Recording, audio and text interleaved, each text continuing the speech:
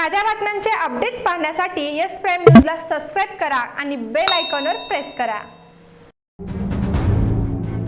आज पंढरपूर तालुक्यामध्ये दिवसभरामध्ये 4 नवे कोरोनाचे रुग्ण आढळले आहेत। आज पंढरपुरामधील इसबावी परिसरामध्ये 1, कोळेकर वस्ती गुरसाळे येथे 3 कोरोना बाधित रुग्ण आढळले आहेत। पंढरपूर शहरातील कोरोना बाधित रुग्णांची संख्या आता 117 इतकी आहे। यामध्ये 22 जण बरे झाले आहेत, तर पंढरपूर तालुक्यातील ग्रामीण भागामध्ये कोरोनाचे एकूण 37 रुग्ण आढळून आले आहेत। यामध्ये 11 जणांनी कोरोनावर मात केली आहे। आज झालेल्या 5 अहवालामध्ये 1 निगेटिव्ह तर 4 नागरिकांचे अहवाल कोरोना पॉझिटिव्ह आले आहेत।